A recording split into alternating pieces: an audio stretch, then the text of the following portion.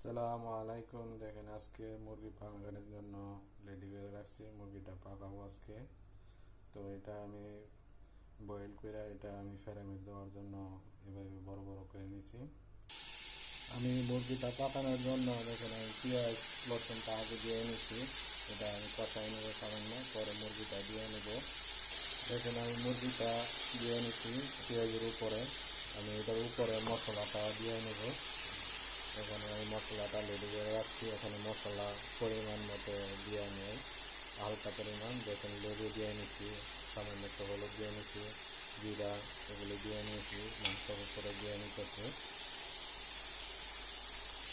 মুরগিটা আমি সামান্য একটু কষায় নিচ্ছি। আমি এখানে পানিতে লাগিব, আমি পানি দিয়ে এটা বয়েল করবো। তো বয়েল করার পরে আমি এটা উঠাইয়া ফেলে দিব, আর মুরগির পানিটা দিয়ে আমি চাউল পাক করব। তো ভিডিওর সাথেই থাকেন, দেখতে থাকেন, ভিডিও কন্টিনিউ করেন। তো পানিটা দেওয়ার পর আমি কেএফসি মরিচ কেটে রাখছি ছোটো ছোটো করে, এটা আমি উপরে দিয়ে নিতেছি।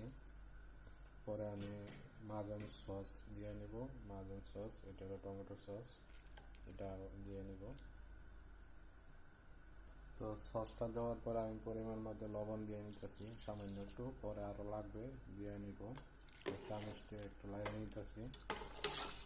এটা বয়েল হইলে উঠাইয়া আমি ফ্রেমে দিব। ফ্রেমে দিয়ে পোড়া পোড়া করবো মুরগিটা দেখেন আস্তে ধীরে বয়েল হইতেছে। পরে মুরগিটা বয়েল হইলে আমি মুরগিটা উঠাইয়া কালার করব, কালার করে ফ্রেমে দেব।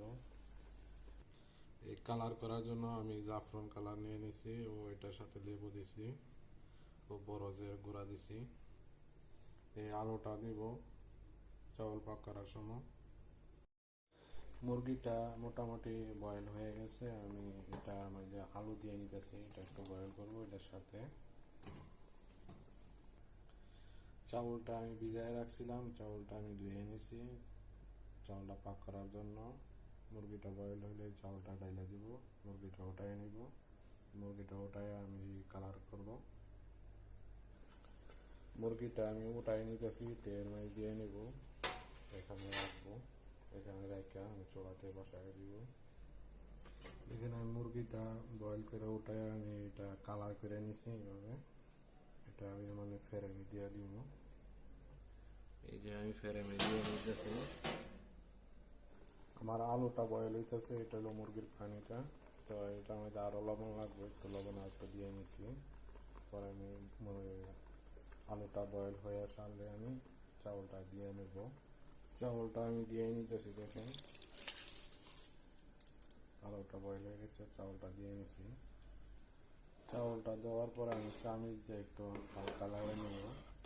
এটা বাসমতি চাউল, বেশি লাড়া যায় না, চামিচ দিয়ে লাড়লে ভাঙা যায়। চাউলটা আস্তে আস্তে বয়েল হইতেছে। আমি এটা লেবুর পানি দিয়ে নিতেছি। আমি একটু লেবু রস দিয়ে নিতেছি চাউলটার উপরে। চাউলটা লেবু রস দিলে একটু ঝরঝরা থাকবে, সেজন্য লেবু রসটা দিয়ে নিলাম। লেবু রসটা দেওয়ার পরে আমি অ্যালুমিনিয়াম দিয়ে সুন্দর করে ঢাকা দেব।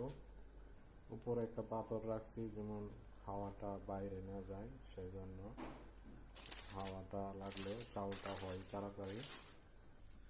দেখেন আমার মুরগিটা আমি ফ্রেমে দিয়ে পোড়া পোড়া করে নিছি। চাউলের উপরে দিয়ে নিব প্লেটে ঢাকার সময়।